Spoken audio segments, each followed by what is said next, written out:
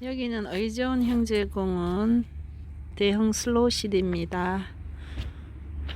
의전 형제 이야기는 예전 올해 1962년도 2학년 2학기 국어 교과서에 나왔던 이 지역에 살던 실존 인물이라고 합니다. 자, 의전 형제공원 저기 글씨가 있네요. 여기 아래 초가집은 의전 형제 중에 제 동생이 살던 집인데요. 여기 한번 가보기. 동생이 이곳에 살고 저 다리 건너 저 위에는 형이 살았다고 합니다. 한번 보겠습니다. 집안 안에 볼게요. 방에는 옛날 우리 어머니가 그 실 만드는 과정, 물레라고 해서 그렇죠. 물레 잡는 그런 모습입니다. 저기 아이들을 키우면서 옛날에는 어머니가 이렇게 실을 직접 뽑아서 옷을 짜서 만들어 입혔다고 하죠. 정말 옛날 풍습입니다. 이거는 옛날 부엌이네요. 제가 볼 때는 가마솥도 있고요. 뭐 농기구 연장에 부엌에 들어가 있네요. 저기 저기 나무 절구도 있고 채도 있고 저 노쇠 그릇, 또 소쿠리. 이게 볼 때는 아궁이죠. 예, 밥상 노쇠 그릇도 있습니다. 여기 또 뭐 맷돌도 있네요. 자, 우리 정겨운 옛날 풍습입니다. 이 동생네 집을 지나서 가보겠습니다. 이거는 또 뭔가요? 이거는 그거예요. 연자방아예요. 연자방아. 연자방아는 곡식을 빻는 곳이라고 하네요. 연자매라고도 하는데요. 옛날에는 팔동기가 없어서 말이나 소의 힘을 이용해서 한꺼번에 많은 곡식을 찢거나 빻는 데 사용했다고 합니다. 둥글고 판판한 돌판 위에 작은 둥근 돌을 옆으로 세워 놓아서 이를 말이나 소가 끌어서 돌리도록 되어 있다고 하네요. 옛날에는 마을마다 연자 방아를 갖추어 놓고 공동으로 사용했으나 지금은 거의 볼 수가 없죠. 자, 여기는 달구지, 소달구지 타고 가는 아이들이네요.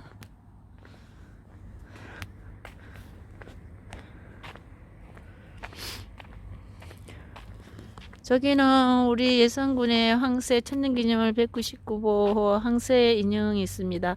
여기서 한 10여 분 정도 떨어진 곳에 강시에 가면 황새 마을이 있습니다. 실제로 거기 가면 황새를 볼 수가 있어요. 여기는 농부가 소등에 멍에를 씌우고 쟁기로 저 밭이나 논을 갈던 그 풍습을 재현해 놓았네요. 네. 올라가 보겠습니다. 여기는 의전 형제 중에 형이 살던 집이에요. 여기는 농부가 지게를 진 모습이 보이는데요. 지게는 뭐 영어로는 a frame carrier이라 하는데요. 짐을 어깨에 얹어가지고 어깨와 등에 메고 나르는데 사용하는 연장입니다. 이거는 지게는 우리나라에만 있고요. 가지가 위로 잘 뻗은 소나무나 삼나무를 반으로 갈라 두 짝의 몸통으로 했다고 하네요. 이를 비스듬히 세우고 그 사이를 밤나무나 박달나무로 된 4개에서 5개의 세장을 박은 다음 세장이 빠지지 않게 탱개를 들어 단단히 고정했습니다. 두 번째 세장 밀비 세장과 아래 세장 사이에는 지프로 역은 덩태를 붙이고 어깨매는 밀비 멜빵은 위쪽은 밀비 세장에 매고 아래쪽 몸통 중간이나 목발에 맸다고 하네요. 자, 여기 이승만과 이승 형제들이 그 중에서 형 이승만 형제가 살았는데요. 우리에게 의존 형제 이야기로 잘 알려진 이승만과 이승 형제는 부모님에 대한 깊은 효행과 형제간의 우애로 역사 속에 기록된 실존 인물입니다. 이승만 형제 효행은 여러 옛 문헌에서 볼 수가 있는데 그중 세종실록의 기록에 보면 아래와 같은 이야기가 전해지고 있어요. 대형 후장 이승만은 그 아우순과 더불어 부모를 잘 섬겨 마음을 다해 맛있는 음식으로 봉양하고 매양 그 봄가을에는 술과 음식을 갖춰 부모의 아끼는 친구들을 모시고 잔치를 베풀어 그 마음을 기쁘시게 했다고 하는데요. 돌아가신 뒤에는 형은 어머니의 무덤을 지키고 아우는 아버지의 무덤을 지켰다고 합니다. 자, 여기 보면은 옛날 우리 선조들의 그 밥상이 있는데요. 이렇게 옛날에는 봄, 가을에 부모님들을 위해서 맛있는 음식을 만들어서 잔치를 베풀어 주면 이게 효도라고 했다고 합니다. 여기는 부엌이네요. 부엌. 예. 이러한 이승만 형제의 효행은 전통윤리의 대표적 사례를 모아서 그림으로 정리한 조선시대 자료인 동국 그 삼강행실도에서도 잘 묘사되어 있다고 합니다.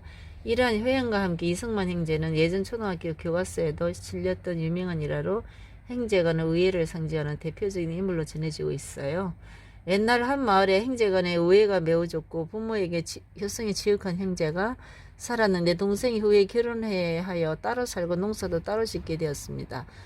어느덧 가을이 되어 각자 벼를 추수한 형제는 형은 아우가 새로 살림을 꾸려서 나갔으니 더 많은 벼가 필요할 것이라 생각했고 동생은 형이 조상의 제사를 모시니 벼라도 더 가져줘야겠다고 생각했어요.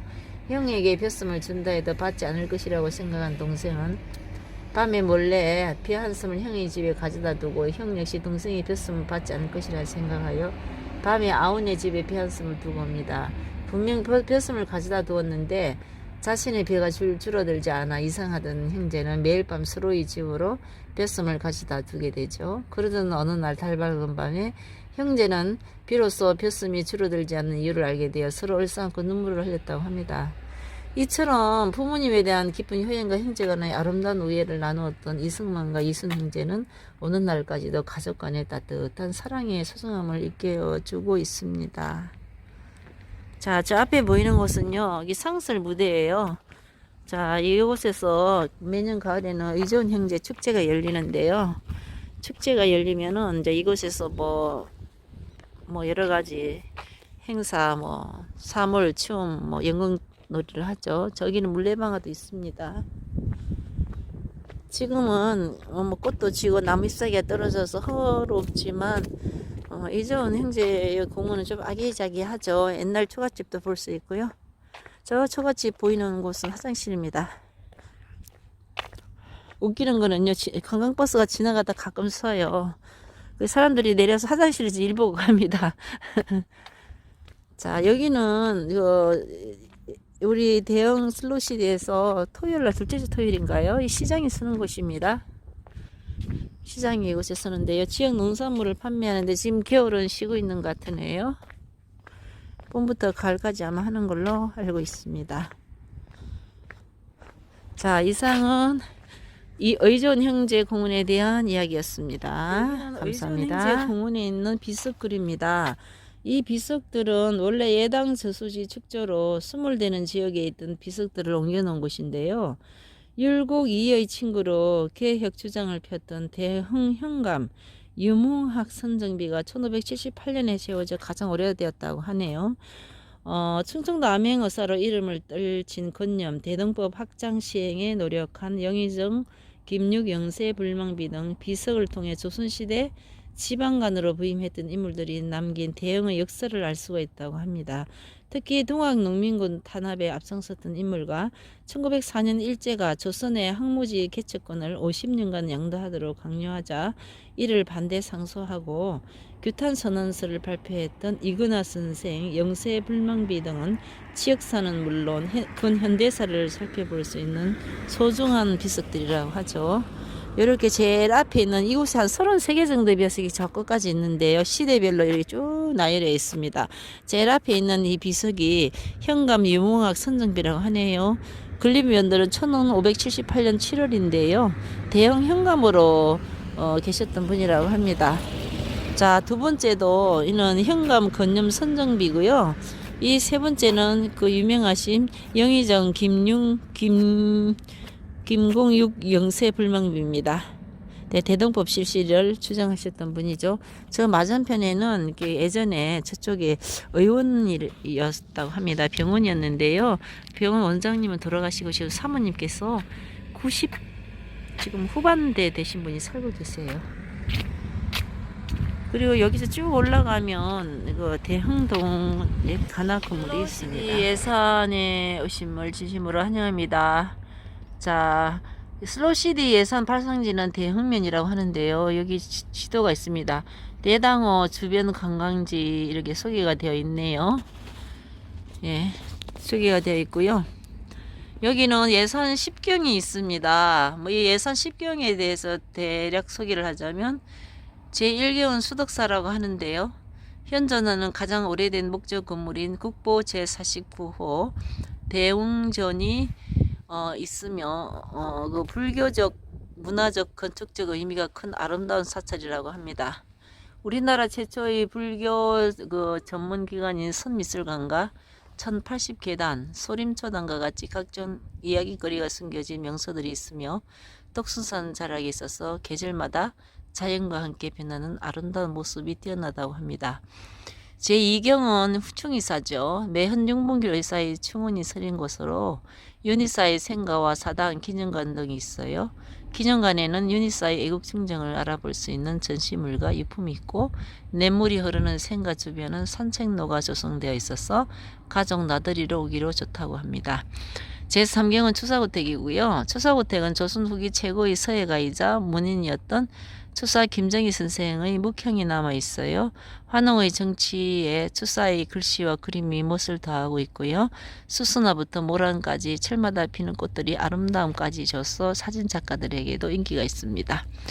제4경은 임정성인데요. 사적 제190호인 임정성은 봉수산성이라고도 불리며 본래 고구려의 침입에 대비하여 축제한 성으로 이후에는 백제 부흥운동의 거점이 되어 격전이 벌어졌던 역사가 고스란히 남은 것이죠.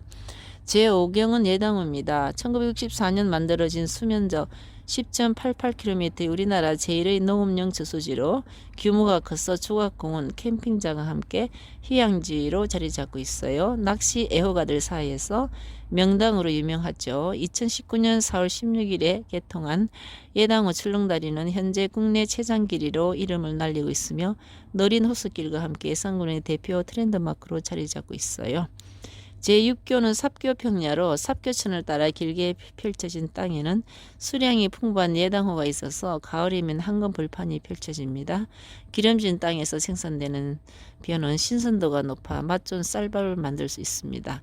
제7경은 가야산인데요. 차량산맥의 한 줄기로 덕산 도립공원의 일부이며 주변에 많은 문화유적을 간직한 명산이에요. 홍선 대흥군이 남영군 묘를 위에 탐냈던 최고의 명당이 바로 가야산입니다. 산 높이가 적당해서 여유롭게 등산을 즐길 수가 있습니다. 제8경은 예산사과입니다. 예산의 대표 특산물인 사과는 맛있기로 유명하죠.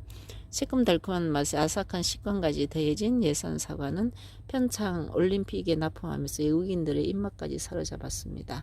제9경은 예산 황새공원이에요. 자연환경 훼손으로 절멸되었던 천년기념물 제99호인 황새가 다시 야생으로 돌아갈 수 있도록 돕고 있는 공원입니다. 황새와 관련된 체험은 물론이고 동물 체험농장, 트리하우스 등이 있어 아이들에게 인기가 있죠. 2015년부터 꾸준히 황새 방사 행사를 진행하고 있습니다. 제10경은 덕산 온천입니다. 다친 학의 상처를 치료하고 떠났다는 전설이 깃든 덕산 온천은 천년 중탄산 나트륨 온천수로 전국 최고의 보양 온천입니다.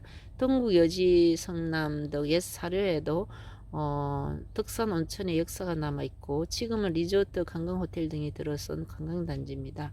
덕산 관광안내소에 설치된 조격장도 주변을 방문하는 관광객에게 인기가 있습니다. 자, 예당호에는 출렁다리와 음악 분수가 있고요.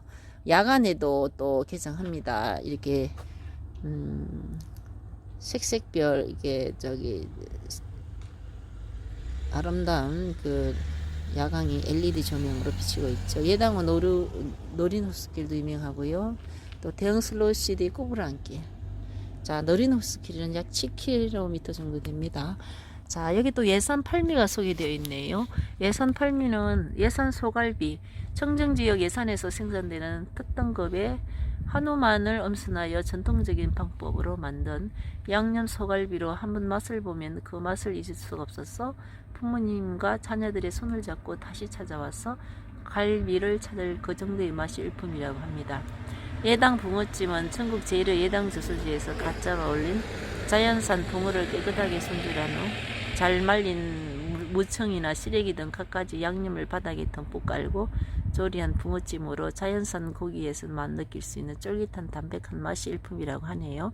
예당 민물어죽은 전국 제1의 예당 저수지에서 갓 잡아 올린 여러가지 민물고기를 가마솥에 푹 구운 후 살만 골라내어 고추장과 된장을 불어 끓인 다음 쌀과 수제비를 넣으면서 대파, 생강, 마늘, 깻잎 등의 양념을 첨가하여 뚝배기에 담아 각종 야채, 김치 등과 함께 먹는 별미로 청정지역인 예당저수지와 함께 활성화의 조화를 이룬다고 합니다.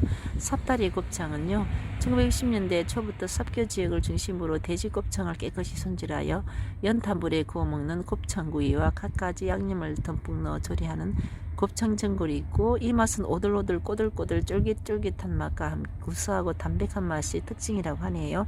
수덕사 산채 정식은 천년고찰 수덕사가 있는 덕순산 일대에서 채취한 자연산 산채를 원료로 하여 산나물이 간직한 특유의 맛과 향기로 수덕사 산방에서 전해 내려오는 비법이 가미되어 조미를 넣지 않고도 그 맛이 뛰어나며 입맛을 돋워주는 건강식이라고 합니다.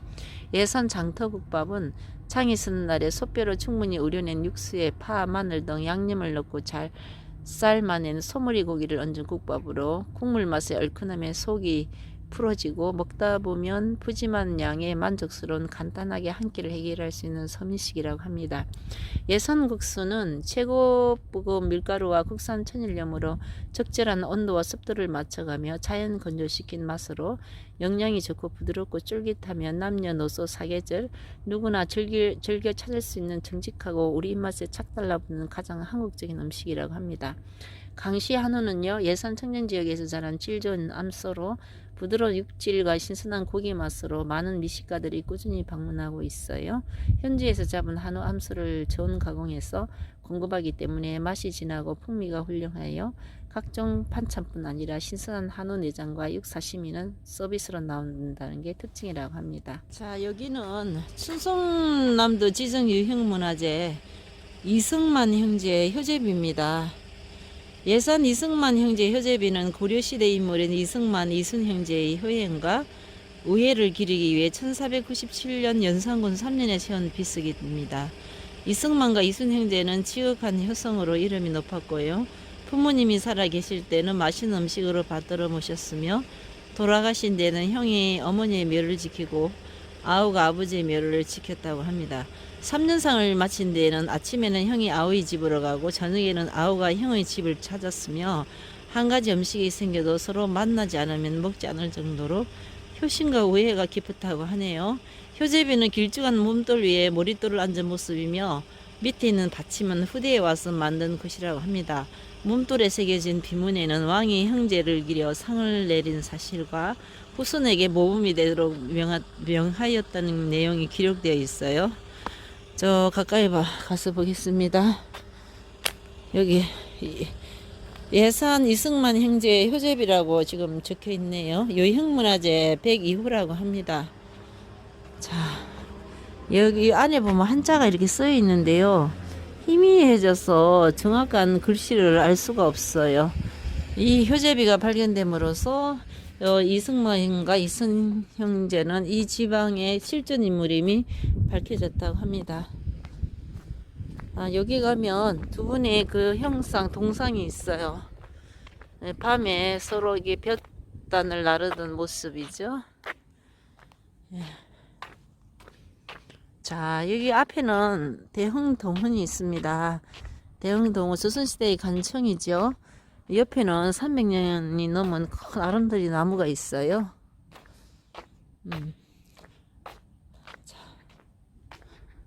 자, 저기 안에 우리가 그 조선시대의 간청 대산동원이 있는데요. 조선시 이 대원동원은 충청남도 유형문화재 제174호로 지정되어 있어요. 조선시대 대흥군의 현청으로서 여지도서 대흥군 공해조에 의하면 객사에는 정청 3칸, 동대청 12칸, 언사정 14칸, 서헌방 16칸, 하마대 4칸이 있었고 아사에는 구동헌 9칸, 신동헌 16칸, 남상방 4칸, 북상방 5칸, 대청 6칸, 초당 5칸, 행랑 7칸이 있었던 것으로 기록하고 있어요. 현재는 동훈과 암호만이 남아 있습니다. 동훈은 역대 군수들이 진무를 보던 정청으로 정면 6칸, 측면 2칸, 팔짝지붕의 목적 기하집입니다. 중앙에 정청인 대청이 있고 좌우에 온돌방이 있죠. 전면으로 텐마루가 이어져 있고 북쪽에는 2칸 규모의 대청이 있어요. 사벌대로 높게 쌓인 장대석 기단 위에 전면에는 방형의 초석을, 후면으로는 덤봉주 초석을 혼합해 놓았어요. 암문은 대형동문으로 들어서는 문이고요. 지붕을 높게 올린 소설 대문 형태로 임승암문이라는 현판이 걸려 있어요. 임승은 통일신라 시대 대형 지역을 부르던 명칭이고요. 예성군에 남아있는 유일한 관하 건물로 역사적 건축학적 가치가 있다고 합니다. 자, 대흥동원으로 한번 들어가 볼까요? 여기는 의전 형제길 33번지입니다. 임성암문. 임성이라는 뜻은 통일신라 시대의 명칭이라 하죠. 자, 우리 가나의 그 단아하고 이용의 모습이 이렇게 딱 펼쳐지고 있습니다. 지금은 겨울이라 저기 조금 주위에 나무들이 다 졌는데요. 봄에는 여기 벚꽃이 피면 굉장히 아름답죠. 오른쪽에는 면사무소예요.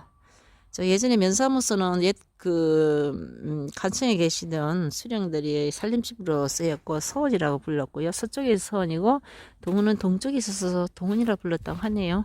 그리고 저 보이는 저 산이 바로 봉수산입니다.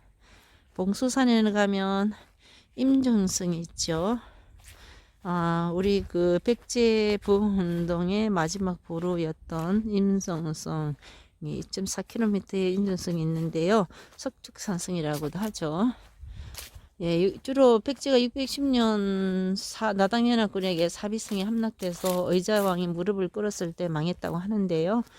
실제로는 3년간 그 이후 3년간 더 저 산에서 임정성에서 항거를 했기 때문에 우리가 663년에 망했다고 하죠. 여기 요 뭐 항아리는 오래전 그 드라마 촬영지로 산 넘어 남촌에 나오는 그런 촬영지였어요. 자, 봄에 4월에 벚꽃이 이 벚꽃나무가 있는데요. 이 허드러지게 필 때 이 항아리와 아름다운 그 사진 출사 지역으로 유명하죠. 자, 여기는 글씨가 다 희미해졌네. 이게 그 유명한 하령옹주 태실이에요. 태실.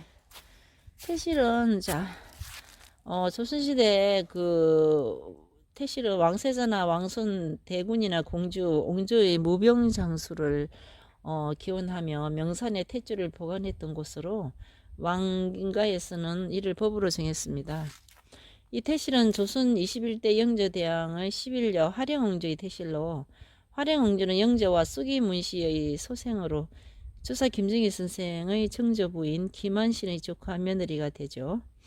정조 즉위 직후 어머니 쑥이문씨의 제와 연좌되어 그 대신들이 화령옹주를 한성 밖으로 쫓아내 평민으로 강등시킬 것을 여러 차례 청했으나 정조는 화령옹주가 너무 어리고 죄가 없다 하여 윤호하지 않았다고 합니다. 예로부터 태실은 왕가를 상징하는 것으로 태실을 파괴하는 것은 곧 왕가의 상징물을 파괴시킨다는 의미가 있었는데요. 화령옹주 태실은 일제시대의 이왕직이 친일파를 시켜 파괴시켰으며 안에 있던 도자기는 일본이 가져갔다고 하네요. 현재 예산군에는 현종, 헌종, 화령옹주, 숙종의 삼남, 연영군 등 4개의 태봉이 있어요. 태봉은 태실이 묻혀있는 방향에 있는 산이라고 하네요.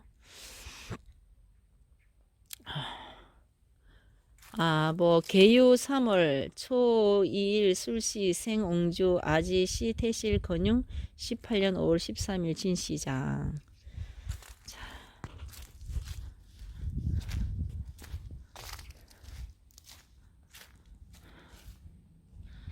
자, 여기 또 보면 특이한 비석 있죠. 이게 다 깨졌는데 위가 깨졌어요. 파괴됐어요. 일부는 파괴됐는데 이게 글귀가 이렇게 다 쓰여 있어요. 무슨 글귀일까요? 네, 무슨 글귀일까요? 자, 한번 읽어보면 양이 침범 비전적화 주하 매국 개야, 만년 자손, 병인작, 신미립. 자, 뜻을 풀이하자면요. 서양 오랑캐가 침범했을 때 싸우지 않는 것은 곧 화해하는 것이요. 화해를 주장하면 내 나라를 파는 것이다. 내가 이를 자손만대에 갱개토록 하기 위해 병인년에 글을 짓고 신민년에 비를 세우노라는 홍성대형문의 척합이죠. 병인작 신미립이라는 글귀에서 두 차례 그 양료가 척합이 건립의 직접적 계기가 되었음을 알 수 있으며, 이를 통해 흥성대원군은 서양 세력과의 직접적 대결에서 자신감을 가지게 되었고 본격적인 통상수교 거부 정책을 펼치게 됩니다. 서양 세력과의 통상을 철저히 거부함으로써 외세의 침략을 막고자 하는 의지를 나타낸 척가비의 건립은 반외세 자주운동으로 해석되며 민족의 자주권을 지켰다는 긍정적인 측면도 있지만, 무조건적인 서양 세력과의 통상 거부로 인해 조선이 국제정세 흐름에 둔해져서 근대화가 정체되거나 지연되는 결과를 초래하였었고, 외세의 침략을 막지 못했다는 부정적인 측면도 있습니다. 자, 이 척가비가 우리 충남에는 세 군데가 있어요. 하나는 홍성 남당리에 있고, 또 다른 하나는 그 아산에 저기 하나 있는데요. 그 순천항 그 초등학교 근처에 있다고 하네요. 자, 이 빗은 원래 예당호 가운데 있는 곳을 이쪽으로 옮겨왔습니다. 자, 이 슬로시디가 이게 지정된 이유도 이런 문화 유적이 잘 보존되어 있는 그 요건의 하나가 되었고, 이 지역 주민들이 친일들의 이 비석이나 이런저런 태실을 파괴한 행위에도 불구하고 지켜냈다는 그런 중요한 의미가 있죠. 네.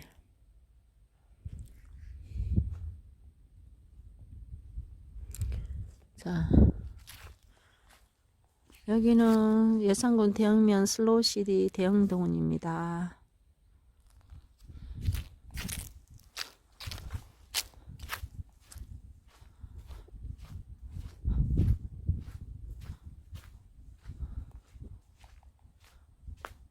그 나무 가지를 다 벗은 허울온 저 나무 참 아름답네요.